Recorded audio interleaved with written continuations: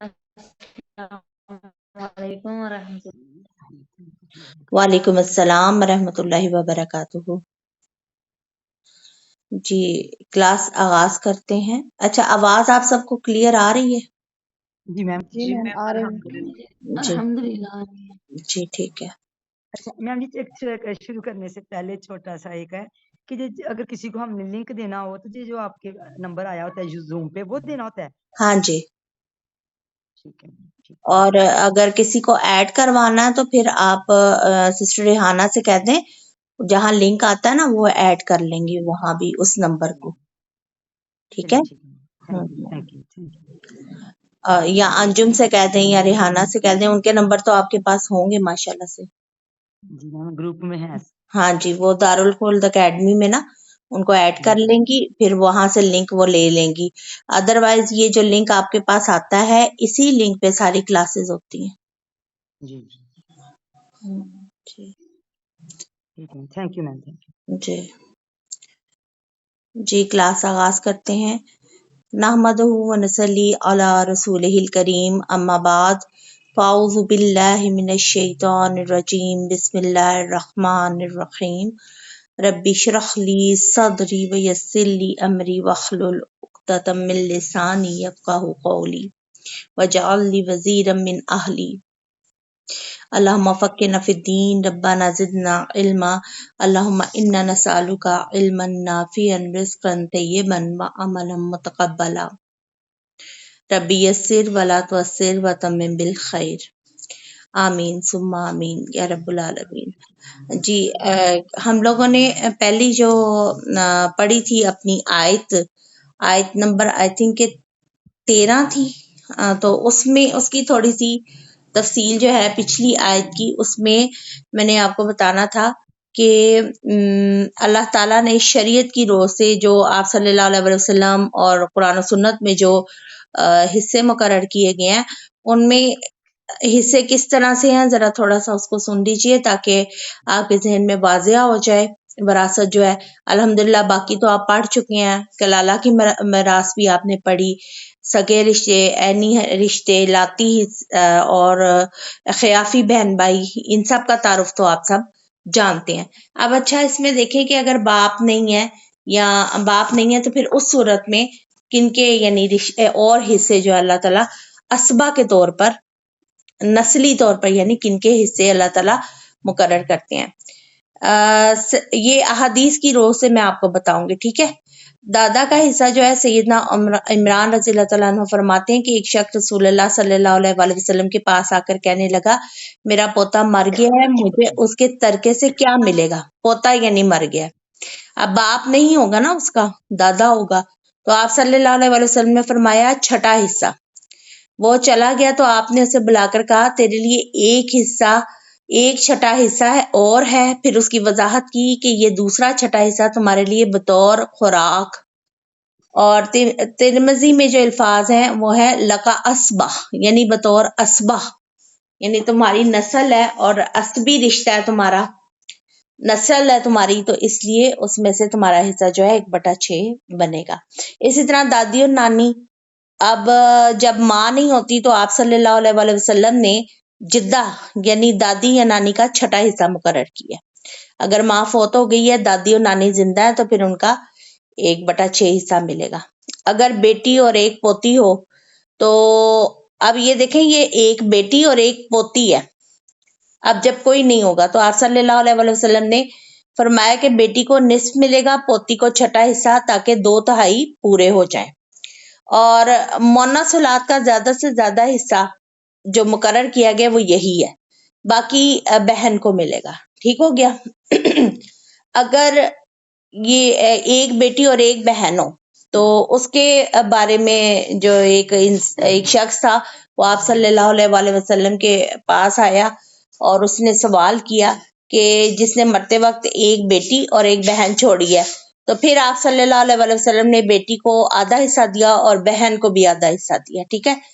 اور اس وقت آپ صلی اللہ علیہ وآلہ وسلم یعنی خود حیات تھے اور انہوں نے یہ تقسیم کی تھی۔ بھتیجے کا حصہ پھپھی سے، سیدنا عمر رضی اللہ تعالیٰ عنہ فرمایا کرتے تھے کہ بھتیجا تو پھپھی کا وارث ہے مگر پھپھی جو ہے نا وہ بھتیجے کی وارث نہیں ہے۔ اب مزید احکامات جو ہیں ذی الفروض یعنی جن کے حصے قرآن نے مقرر کیے ہیں، سنت نے مقرر کیے ہیں، وارثوں کی اقسام یعنی کون سی ہیں؟ اسبا جو ہے میت کے قریب ترین رشتہ دار مرد کو کہتے ہیں، ٹھیک ہے۔ اور اس کے علاوہ جو دور کے رشتہ دار ہوتے ہیں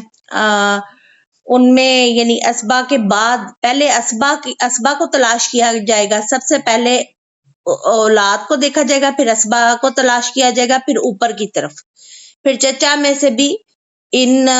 بیٹوں کا حصہ ہوگا۔ اور جو غلام ہوتا ہے نا، آزاد کردہ غلام، کسی شخص نے اگر کوئی غلام آزاد کر دیا تو اس کے ورثے کا جو ہے حقدار وہ ہے جس نے اسے آزاد کیا ہے، ٹھیک ہے۔ اس کو کہتے ہیں شریعت میں مولا کا اسبہ، یعنی آزاد کردہ غلام کے ورثے میں اسبہ کی حیثیت سے، نسلی حیثیت سے اس کے جو مالک ہوگا نا جس نے اسے آزاد کروایا ہے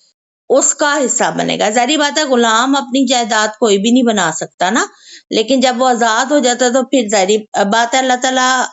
کرم کرتے ہیں اور وہ بھی کماتا ہے یا اس کی جائیداد بن جاتی ہے، تو پھر اس کی جائیداد میں سے، غلام کی جائیداد میں سے مالک کا حصہ بھی نکلتا ہے، ٹھیک ہے۔ اب ذوی الارحام ایک یہ بھی اقسام اس میں آ جاتی ہے۔ ذوی الارحام اگر ذوی الفروض یعنی بچے وغیرہ اور اسبا بھی موجود نہیں ہے نا، تو پھر بھانجے بھانجیاں، نواسے نواسیاں، ماموں وغیرہ جو ہے نا، ان کو ذوی الارحام کہتے ہیں، یہ رحم سے نکلا ہے ذوی الارحام، تو پھر وہ حصے دار ہو جائیں گے، ٹھیک ہے۔ یہ جو ہے پچھلی آیت جو تھی اس کا مختصر سا جو مزید رہ گئی تھی باتیں وہ میں نے کہا آپ کو اب بتا دوں۔ آگے چلتے ہیں، اللہ تعالیٰ فرماتے ہیں کہ اگلی آیت میں یہ اللہ کی حدود ہیں، تلک حدود اللہ ومن یطیع اللہ، اور جو شخص اللہ اور اللہ کے رسول کی اطاعت کرے گا وہ اسے ایسے باغات میں داخل کرے گا جن کے نیچے نہریں جاری ہیں اور وہ ان میں ہمیشہ رہیں گے، اور یہ بہت بڑی کامیابی ہے۔ یہ تو ان کے لیے ہے فوز العظیم، یعنی اتنی بڑی کامیابی۔ آپ کو میں نے بتایا تھا کہ بغیر محنت کے جائیداد جو ہے وہ اللہ کے کرم سے ملتی ہے، اللہ ہی اس کا وارث ہوتا ہے، اور اللہ کے کہنے کے مطابق اس کو یعنی ہر قسم کی جو جائیداد ہے، روپیہ پیسہ، اس کو تقسیم کیا جاتا ہے۔ تو یہ ایک ایسی مفت کی کامیابی ملتی ہے انسان کو کہ مرنے کے بعد جو ہے وہ وراثت تقسیم ہوتی ہے اور انسان کو اس کی بہت بڑی کامیابی ملتی ہے اور اللہ تعالیٰ اس کو جنتوں کا وارث بنا دیتا ہے۔ اب اس کے برعکس جو لوگ، اگلی آیت میں اللہ تعالیٰ فرماتے ہیں وَمَن يَعْصِ اللَّهَ وَرَسُولَهُ، اور جو اللہ اور اس کے رسول کی نافرمانی کرے اور اللہ کی حدود سے آگے نکل جائے تو وہ اسے دوزخ میں داخل کرے گا جس میں وہ ہمیشہ رہیں گے اور اسے رسوا کرنے والا عذاب ہوگا۔ یہ ان لوگوں کے لیے ہے جو جائیداد کی تقسیم نہیں کریں گے، یعنی میت، مرنے والی میت جو ہے وہ کوئی زیادتی اگر کر گئی ہے، زیادتی سے مراد یہ ہے کہ وصیت اگر وہ یعنی ورثہ کو حق نہیں ملتا اور وصیت جو ہے وہ ناجائز کر دی گئی ہے، جس کے بارے میں ہم نے پیچھے بھی پڑھا تھا کہ ورثہ کا حق اگر مار دیا جاتا ہے۔ اور دوسرا، جو لوگ باقی بچ جاتے ہیں، جیسے کہ آج کل معاشرے میں ہوتا ہے کہ ایک دوسرے کی جائیدادیں مار لی جاتی ہیں، بھائی بھائی کی مار دیتا ہے، اور کئی جگہوں پہ بہنوں کی ماری جاتی ہیں، اور کئی جگہ پہ بہنوں کو یعنی زیادہ ماں باپ دے جاتے ہیں اور بیٹوں کو نہیں دیتے۔ ہر طرف یعنی ناانصافی اگر ہوتی ہے اور اللہ کے احکامات کے مطابق اگر تقسیم نہ کی جائے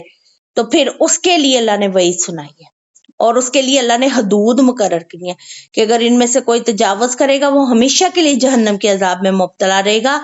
اور یہ پتہ چلا ہے اس سے کہ جو شخص اس قانون وراثت کو توڑے، عورتوں کو ورثے سے محروم رکھے یا صرف بڑے بیٹے کو دے دے یا چھوٹے کو صرف سارا کچھ دے دے، یعنی خاندانی جائیداد جو ہے اس کو اس طرح سے تقسیم کیا جائے جو اللہ کے اصولوں کے منافی ہے،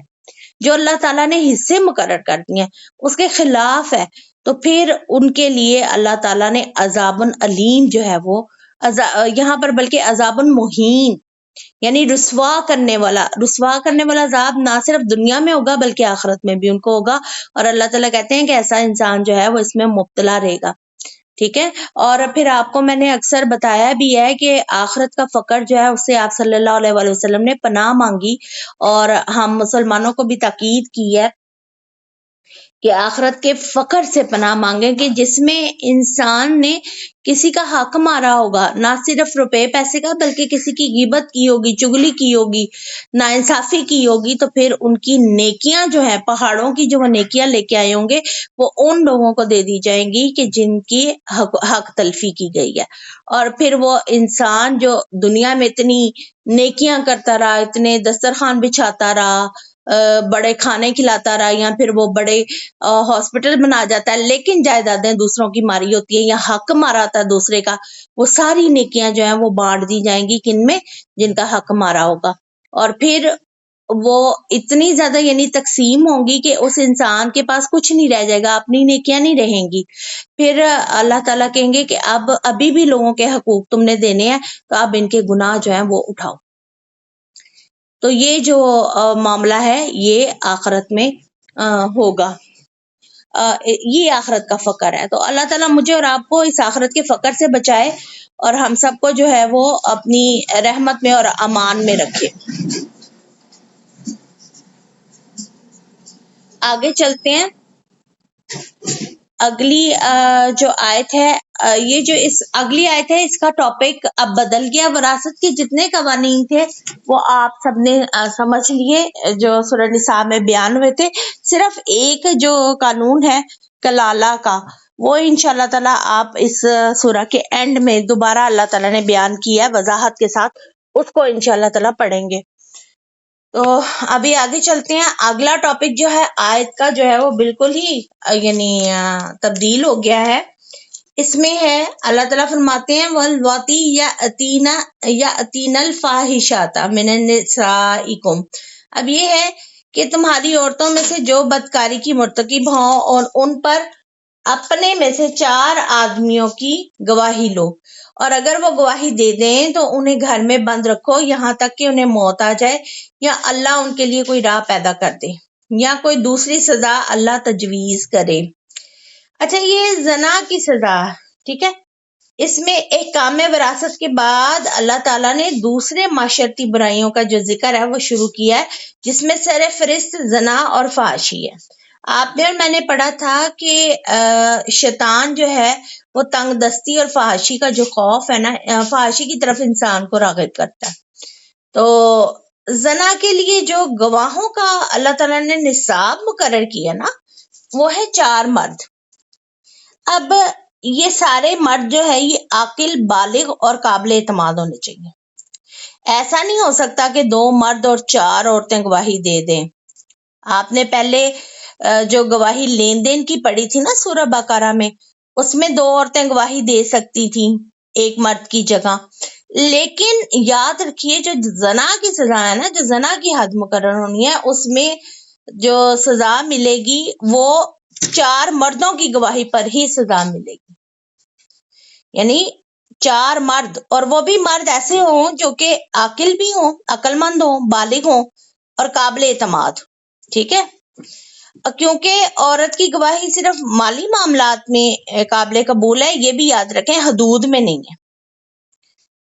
اب یہ جو 4 مرد گواہی دیں گے نا، انہوں نے بس خود اگر عورت کو دیکھا ہو کہ وہ زنا کر رہی ہے، مرد ہے یا عورت ہے، ٹھیک ہے، اس میں اللہ تعالیٰ کی حکمت ہے کہ اگر کوئی ایک آدھا شخص بھی کسی کو زنا کرتے ہوئے دیکھ لیتا نا، تو اس برائی کو ظاہر کرنے یا پھیلانے کی وہ ہرگز کوشش نہ کرے، کیونکہ ایک انسان کی جو گواہی ہے نا وہ قابل قبول نہیں ہے۔ زنا کے گواہ دراصل خود بھی مجرم کی حیثیت سے عدالت میں کھڑے ہوتے ہیں۔ اگر زنا کے گواہوں میں سے خدا نخواستہ کسی ایک کی بھی گواہی نامکمل ہو جائے نا، یا مشکوک ہو جائے، تو زانی بچ جاتا ہے، یعنی اس کا فائدہ زانی کو پہنچ جاتا ہے، اور گواہوں پر قذف جو ہے نا وہ پڑ جاتی ہے حد کی۔ جیسے آپ دیکھیں کہ یہ اس بارے میں آپ انشاءاللہ تعالیٰ سورہ نور میں بڑی وضاحت کے ساتھ پڑھیں گے، جب حضرت عائشہ صدیقہ رضی اللہ تعالیٰ عنہ پر تہمت لگائی گئی تھی، تو پھر جن لوگوں نے غلط گواہی دی تھی، جن میں حسان بن ثابت بھی شامل تھے اور ایک دو اور لوگ بھی تھے، حالانکہ صحابہ رسول بھی شامل تھے، تو ان پر جہاد جاری کی گئی تھی کیونکہ انہوں نے جھوٹی تہمت لگائی تھی۔ اتنا یہ یعنی بڑا معاملہ جو ہے نا سنگین قسم کا ہوتا ہے، تو اس لیے اس میں اللہ تعالیٰ نے ایک تو اس کی تحقیق کرنے کے لیے بھی بڑی شرائط عائد کی ہیں، اور پھر اس کے بعد اس کی سزا بھی سخت اللہ تعالیٰ نے دی ہے۔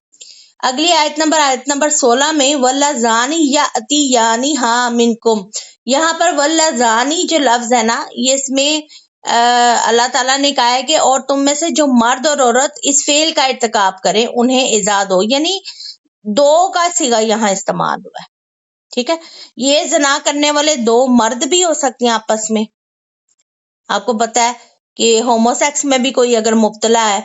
اور دو عورتوں کے ساتھ اگر کوئی اس قسم کا فعل کرتی ہیں، دو مردوں کے ساتھ، یعنی مرد کے ساتھ ایسا کرتا ہے، تو پھر اللہ تعالیٰ کہتا ہے کہ انہیں ایذا دو، یعنی انہیں سزا، اس فعل کی سزا ملنی چاہیے۔ پھر اگر وہ توبہ کر لیں اور اپنی اصلاح کر لیں تو ان کا پیچھا چھوڑ دو، اور یقیناً اللہ توبہ قبول کرنے والا اور رحم کرنے والا ہے۔ اچھا، یہاں پر یہ بات ذرا ذہن میں رکھ لیجئے کہ توبہ کس کی قبول ہوگی اور کس کی نہیں۔ گویا اس آیت میں اللہ تعالیٰ نے توبہ کی قبولیت کے لیے نا دو اللہ تعالیٰ نے یعنی اس میں شرائط جو ہیں بیان کی ہیں، جن کو ہم پڑھتے ہیں کہ اللہ تعالیٰ پر قبولیت توبہ کا حق صرف ایسے لوگوں کے لیے ہے جو نادانستہ جب کوئی برا کام کر بیٹھتے ہیں پھر جلدی توبہ کر لیتے ہیں، اور ایسے ہی لوگوں کی توبہ جو ہے اللہ تعالیٰ قبول کرتا ہے، اور اللہ سب کو جاننے والا اور حکمت والا ہے۔ یعنی یہ جو دو شرائط اللہ تعالیٰ نے بیان کیا ان میں سے ذرا وضاحت سنیے کہ ایک تو وہ ہے نا گناہ اس سے ہو گیا ہے نادانی جہالت میں، غلطی کے طور پر سرزد ہو گیا ہے، اور پھر دوسرے یہ کہ اگر کسی نے اس قصوروار کو جلدی اپنی غلطی کا احساس ہو جاتا ہے اور اللہ تعالیٰ کے حضور وہ توبہ کرتا ہے۔ ایک اور بندہ ہے جو گناہ ایسے کرتا ہے کہ جانتے بوجھتے ہوئے گناہ کرتا ہے، اور پھر اس کو فوراً سے یعنی اللہ تعالیٰ سے وہ شرمندہ ہو جاتا ہے، یا اس کو اپنے فعل پہ شرمندگی ہوتی ہے تو وہ اللہ تعالیٰ کے حضور توبہ کرتا ہے۔ یہ دو لوگ ہیں جن کی توبہ اللہ تعالیٰ قبول کر لیتا ہے، اور کچھ ایک تیسری قسم کے بھی لوگ ہوتے ہیں جن کے بارے میں اللہ تعالیٰ نے آیت نمبر 18 میں بیان کیا ہے۔ توبہ ان لوگوں کے لیے نہیں ہے جو برے کام کرتے رہتے ہیں، حتیٰ کہ ان میں سے کسی کی موت جب آ جاتی ہے تو کہنے لگتا ہے کہ اب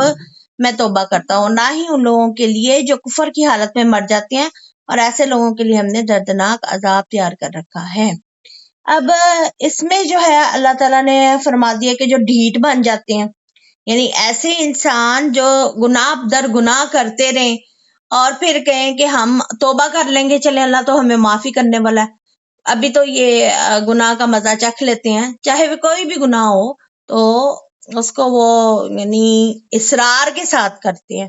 تو اللہ تعالیٰ پھر ایسے لوگوں کی توبہ جو ہے نا قبول نہیں کرتا، اور ان کے لیے اللہ تعالیٰ نے دردناک جو ہے وہ عذاب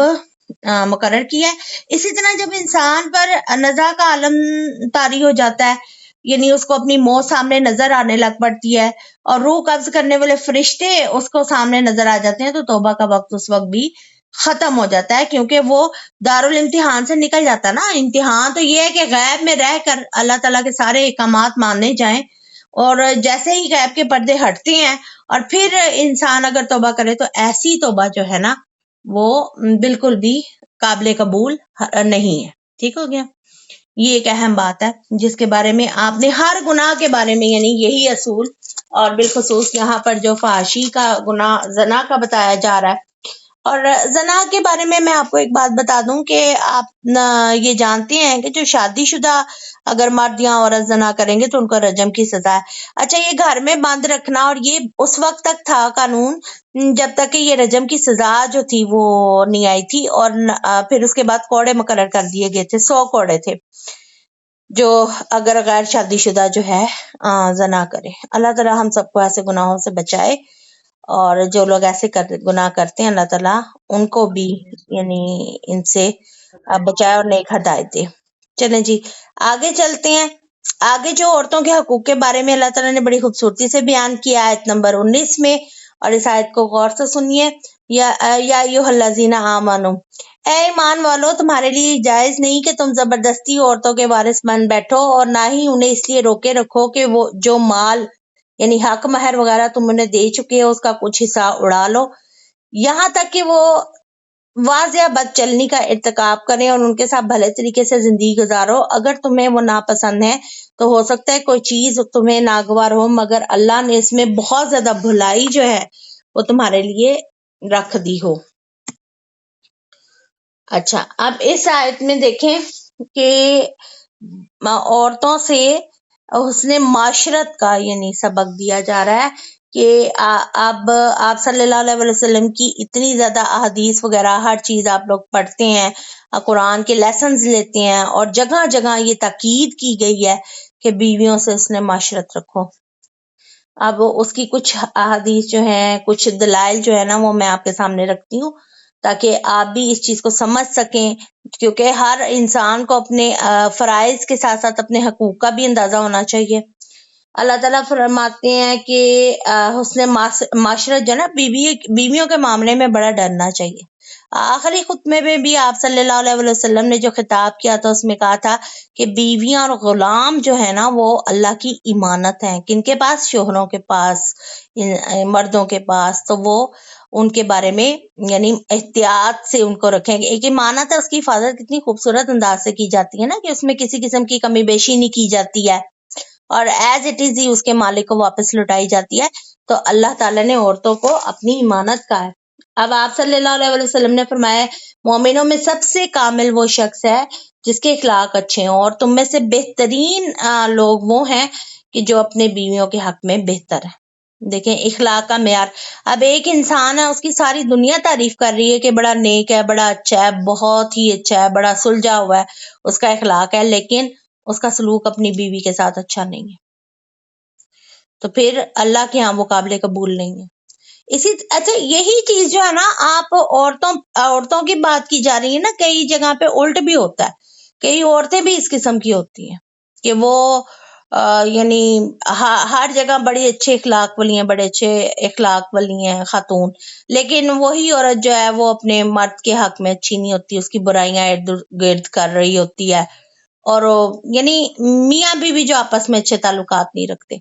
तो बेहतरीन इखलाक की बुनियाद क्या है कि आपस में इंसान अच्छे तरीके से रहे और अपने बेहतरीन इखलाक का मुजाहरा जो है शोहर अपनी बीवी के साथ और बीवी अपनी शोहर के साथ करे। फिर आप सल्लल्लाहु अलैहि वसल्लम ने फरमाया, कोई मोमिन अपनी मोमिना बीवी से बुग़्ज़ ना रखे। अगर उसे उसकी कोई आदत नापसंद होगी तो जरूर कोई दूसरी जो है वो उसको पसंद होगी। अब इसमें भी एक बात को समझ लें कि कई बार ऐसा होता है कि कोई खातून इतनी हसीनो जमील नहीं होती हैं, यानी इतनी जाहिरी खूबसूरती उनमें नहीं होती है, लेकिन वो इतनी सलीका शार होती हैं और इतना अच्छा घर संभालती हैं और इतने अच्छे तरीके से अपने बच्चों की तरबियत करती हैं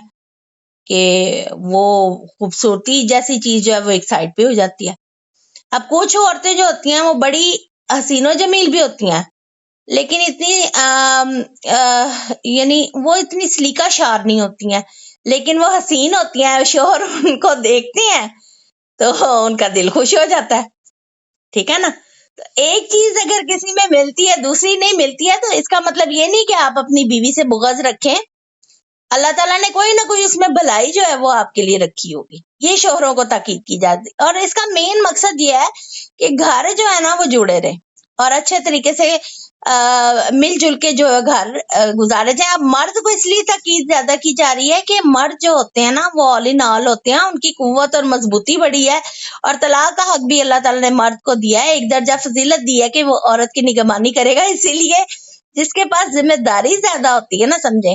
कि उसको ही फिर ज्यादा समझाया जाता है। जैसे आपके घर में कोई बड़ा बच्चा, तो आप उसको कैसे आप समझाते हैं ना कि आप तो बड़े हो, आप शरारत करोगे तो छोटा भी करेगा, आप अगर समझदारी से रहोगे तो छोटे भी समझदारी से रहेंगे। इसी तरह से आप सोचिए کہ جو زیادہ ذمہ دار ہوتا ہے، جس پہ زیادہ ذمہ داریاں ہوتی ہیں اور زیادہ اس کو اگر اللہ تعالیٰ نے ایک رتبہ دیا ہے، عورتوں سے زیادہ فضیلت دی ہے، تو پھر اس کی ذمہ داریاں زیادہ بڑھا دی ہیں۔ تو اسی لیے اللہ تعالیٰ نے یہاں پر ان آیات میں مردوں کو تاکید بہت زیادہ کی ہے۔ اور پھر ایک بڑی خوبصورت حدیث، اکثر اس کا حوالہ جو ہے نا کسی اور ہی حوالے سے لوگ دینے لگ پڑتے ہیں، کہ آپ صلی اللہ علیہ وسلم نے فرمایا، عورت پسلی کی طرح اگر تم اسے سیدھا کرنے کی کوشش کرو گے تو اسے توڑ دو گے، اگر اسے فائدہ اٹھانا چاہو گے تو اسی حالت میں اٹھاؤ جبکہ اس میں کجی موجود ہے۔ اب کجی موجود ہے کا مطلب لوگ کہتے ہیں، کبھی کوئی کہتا ہے یہ الٹی کھوپڑی والی ہیں، کوئی کچھ کہتا ہے، کوئی کچھ کہتا ہے۔ ہمارے معاشرے میں بر صغیر میں اس طرح عورت کو یعنی کہ کہا جاتا ہے کہ جی آپ کو بڑا طنزیہ کہا جاتا ہے، حالانکہ یہ حدیث جو ہے اس کی وضاحت اگر آپ سنیں تو اس کا مطلب یہ ہے کہ وہ بڑے ناز و اندام والی عورت ہوتی ہے، اس میں نخرے بھی ہوتے ہیں، تو اس کے نخرے سے ہیں، برداشت کریں۔ اور لیکن اس میں جو ہے وہ سارا کا سارا آپ کو یعنی اتنا کچھ وہ عورت اپنی پوری زندگی آپ کو دے رہی ہے، آپ کو بچے پیدا کر کے دے رہی ہے، اگر وہ دو چار نخرے دکھا رہی ہے تو اس کے نخرے دیکھ لیں۔ اور توڑنے کا مطلب یہ ہوتا ہے کہ آپ اسے طلاق دے دو گے، یعنی آپ اس کے ساتھ پھر رہ نہیں سکو گے۔ تو اللہ تعالیٰ سب گھروں کو آباد اور شاد رکھے اور اللہ تعالیٰ اپنی رحمت میں رکھے۔ اب ایک اور اہم قانون جو ہے اس کے بارے میں اللہ تعالیٰ اگلی آیت میں بتا رہے ہیں کہ اللہ تعالیٰ فرما رہے ہیں وَإِنْ أَرَدْتُمُ اسْتِبْدَالَ زَوْجٍ مَكَانَ زَوْجٍ، اور اگر تم ایک عورت کی جگہ دوسری بیوی لانا چاہو اور تم نے اسے خواہ ڈھیر سارا مال دیا ہو تو اس میں سے کچھ بھی واپس نہ لو، کیا تم اس پر بہتان رکھ کر اور گناہ یعنی واضح گناہ کے تم مرتکب ہو کر اس سے وہ مال لینا چاہتے ہو؟ اور تم لے بھی کیسے سکتے ہو جب تم ایک دوسرے سے لطف اندوز ہو چکے ہو اور وہ تم سے پختہ عہد لے چکی ہے۔ اب یہاں پر دیکھیں کہ طلاق دیتے وقت کئی لوگ جو ہے نا وہ عورتوں سے مال ہتھیانے کی کوشش کرتے ہیں، اور یہاں مراد صرف حق مہر نہیں ہے بلکہ اس کے علاوہ بھی جو اگر بیویوں کو کوئی تحفے تحائف یا کوئی چیز دی جا چکی ہے اور مرد جو ہے وہ اپنی مرضی سے طلاق دے رہا ہے، عورت خلا نہیں لے رہی ہے، تو پھر اسے واپس لینا جائز نہیں ہے، ہرگز واپس نہیں لینا چاہیے۔ اور اگر یعنی انسان اگر اس کے بعد دوسری بیوی اگر لے کے آتا ہے تو جو پہلی بیوی کو دے چکا ہے وہ وہیں پہ اب ختم سلسلہ، یعنی کہ وہ اس کو نہ واپس لے سکتا ہے نہ وہ یہ کرے گا کہ بھئی پہلی کے نام تو میں نے بہت کچھ رکھا ہے اب میں دوسری کے نام ہی لگاؤں گا، نہیں، برابری تب شروع ہوگی جب آپ دوسری نکاح کر کے لائیں گے عورت، تو اب برابری شروع ہوئی ہے۔ اب اگر آپ ایک کوئی یعنی ایک نیکلس بھی یا ایک سونے کا سیٹ اگر اپنی چھوٹی بیوی کو لا کے دیتے ہیں جو بعد میں آئی ہے، تو آپ کو بڑی بیوی کو بھی ویسا ایز اٹ از لا کے دینا پڑے گا۔ برابری وہاں سے شروع ہوگی جب دوسری شادی کر لیں گے، ٹھیک ہے۔ یہ قوانین بڑے خوبصورت ہیں لیکن ان پر عمل کرنا جو ہے نا وہ بالکل ناپید ہوا ہے ہمارے معاشروں میں، تو خاص طور پر اسی لیے جو ہے پھر عورتیں بھی متنفر ہو جاتی ہیں، ان کو بھی تکلیف ہوتی ہے جب مرد جو ہیں وہ دوسری شادیاں کرتے ہیں تو نئی ولیوں کے ساتھ سارے وہ ان کو حقوق دے رہے ہیں، جی ہر طرح سے ان کا خیال رکھنا ہے، جی ہم نے پہلی کے ساتھ بڑا وقت گزارا ہے۔ حالانکہ اللہ تعالیٰ نے یہ جو سٹارٹ کی ہے نا بیلنس کرنا بیویوں میں، یہ اس وقت اللہ نے کہا سٹارٹ کرو نا کہ جب دوسری آپ لے آئے ہو، اس سے پہلے تو کوئی بیلنس نہیں ہے، کوئی انصاف نہیں ہے نا۔ اس سے پہلے تو جو پہلی ہے وہ ہر چیز کی حقدار ہے، ہر طرح سے اس کے حقوق ہیں کیونکہ اس کے ساتھ کوئی شیئر کرنے والا نہیں ہے، لیکن جیسے کوئی شیئر کرنے کے لیے آپ کوئی عورت لے آتے ہیں تو پھر آپ کو بیلنس رکھنا ہے، پھر دونوں طرف آپ نے یہ نہیں ہے کہ ایک کو لٹکتی چھوڑ جائیں اور دوسری کے ساتھ آپ بڑی اپنی لوش لائف جو ہے وہ گزاریں۔ بہرحال اللہ تعالیٰ ایسی آزمائشوں سے ہم سب کو بچائے، اور جن پر یہ پڑھی ہیں اللہ تعالیٰ ان سب کو نیک ہدایت پر رکھے۔ آگے چلتے ہیں، اگلی جو آیات ہیں یہ اس میں جو ہے وہ یعنی بتایا جا رہا ہے کہ حرمت والے جو رشتے ہیں نا ان کے بارے میں، اور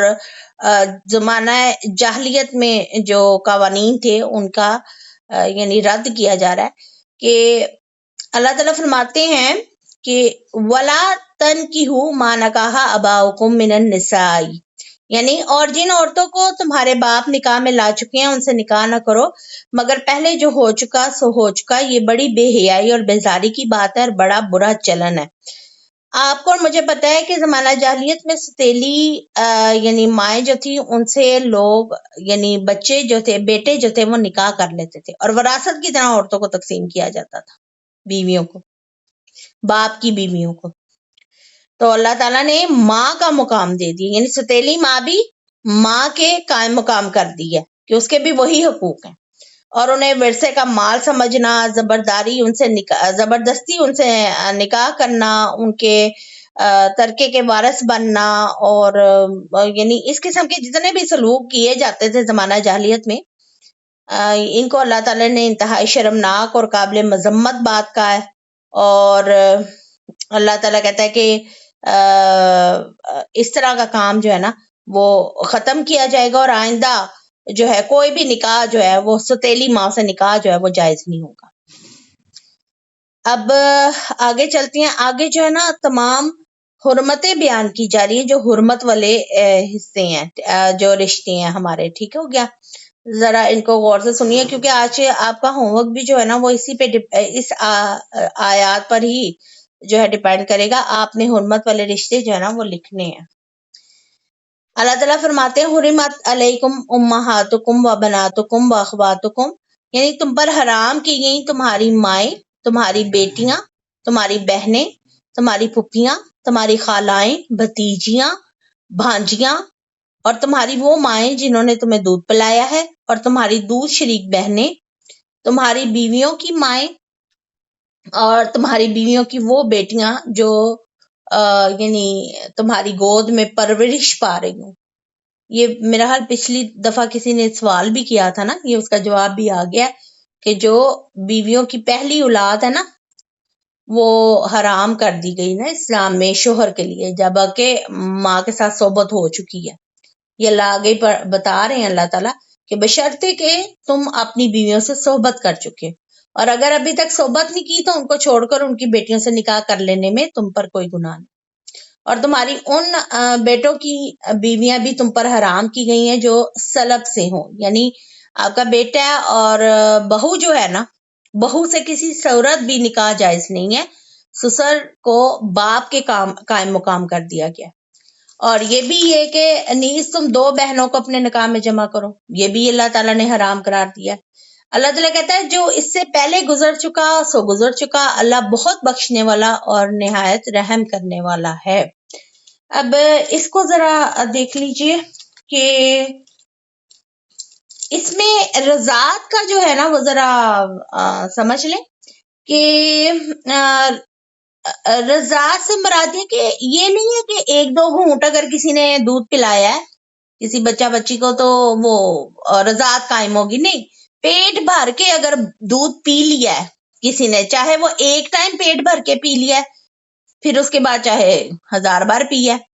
لیکن اگر ایک ٹائم بچے نے اپنی بھوک جو ہے ماں سے دوسری ماں سے رضائی ماں سے مٹا لیا، یعنی پیٹ بھر کے دودھ پی لیا ہے کسی اور عورت سے، تو وہ پھر رضاعت کے حصے رشتے قائم ہو جائیں گے۔ اچھا اس سلسلے میں دیکھیں کہ آپ صلی اللہ علیہ وسلم کے دور میں نا ایسے ہوا تھا کہ عقبہ بن حارث جو ہے نا وہ کہتے ہیں کہ میں نے ابو الوہاب بن عزیز کی بیٹی سے نکاح کر لیا تھا۔ عربوں میں تو رواج تھا نا کہ دودھ پلایا جاتا تھا اور باقاعدہ بھیجی جاتی تھی، یعنی اولاد کو بھیجا جاتا تھا کہ دوسری انا یا کوئی ایسی دائی ہے جسے دودھ پلوا سکیں وہ صحت مند۔ تو اس عورت نے ایک عورت تھی، اس نے آ کے حضرت عائشہ صدیقہ رضی اللہ تعالیٰ عنہ سے کہا کہ بھئی میں نے تو عقبہ بن حارث اور عبد الوہاب بن عزیز کی جو بیٹی ہے، یعنی جو آپ نکاح کر چکے ہیں، جو آپس میں میاں بیوی ہیں، ان کو میں نے دونوں کو دودھ پلایا ہوا ہے، حالانکہ ان کو آپس میں اتنی زیادہ محبت تھی۔ تو وہ نا یعنی انہیں پہلے پتا نہیں تھا کہ بھی وہ دونوں رضائی بہن بھائی ہیں، تو پھر ان دونوں نے آپس میں ایک دوسرے کو طلاق دی تھی اور انہوں نے چھوڑ دیا تھا اور کسی دوسرے سے نکاح کر دیا تھا۔ آپ صلی اللہ علیہ وسلم نے حکم دیا تھا۔ حالانکہ وہ دونوں میاں بیوی کے حیثیت سے بڑے خوش رہ رہے تھے اور یہ علم نہیں تھا ان کو، لیکن جب علم ہو گیا تو طلاق دلوائی گئی اور پھر اس کے بعد جو ہے وہ کہیں اور انہوں نے شادی کی، پھر وہ بہن بھائی یعنی کہ قرار پائے۔ اور اسی طرح سیدہ عائشہ جو ہے وہ کہتی ہیں کہ ابو قیس کا بھائی افلا جو تھا نا وہ میرا رضائی چچا تھا، تو وہ آپ حضرت عائشہ صدیقہ رضی اللہ تعالیٰ عنہ سے ملنے آئے تو انہوں نے آنے نہیں دیا، اجازت نہیں دی کیونکہ پردے کا حکم تھا۔ تو پھر رسول اللہ صلی اللہ علیہ وسلم آئے تو پھر انہوں نے انہیں آپ صلی اللہ علیہ وسلم سے یہ مسئلہ بیان کیا کہ بھی انہوں نے تو اس طرح سے یہ رضائی چچا ہے میرے، تو آپ صلی اللہ علیہ وسلم نے اجازت دی ان کو کیونکہ یہ دودھ پیا ہوا ہے اور رضائی چچا ہیں تو یہ آپ کے گھر آ سکتے ہیں، یہ آپ کے محرم ہیں، ٹھیک ہے۔ اور ایک اور جو بات میں آپ کو بتا دوں کہ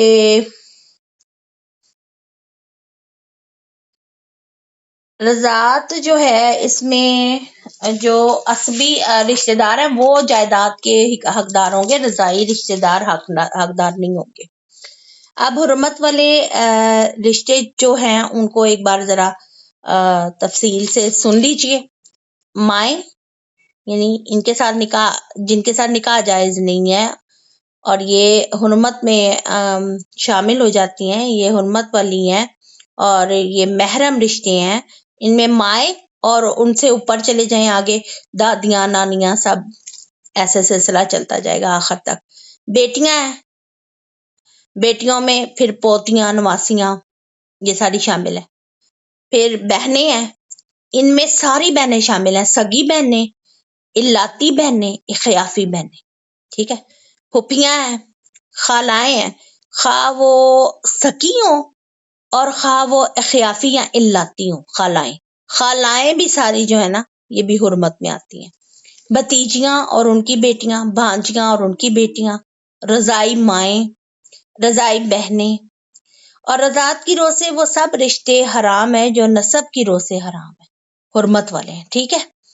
اور ساس و سالیاں جب تک کہ ان کی بہن نکاح میں ہے، یہ یاد رکھیں، یہ بھی حرمت میں داخل، یعنی ایک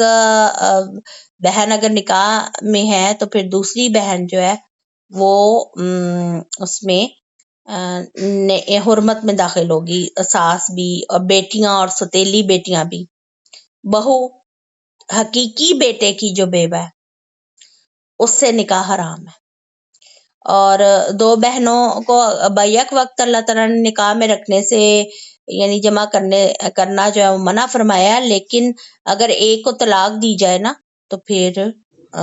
دوسری جو ہے اس سے شادی کی جا سکتی ہے۔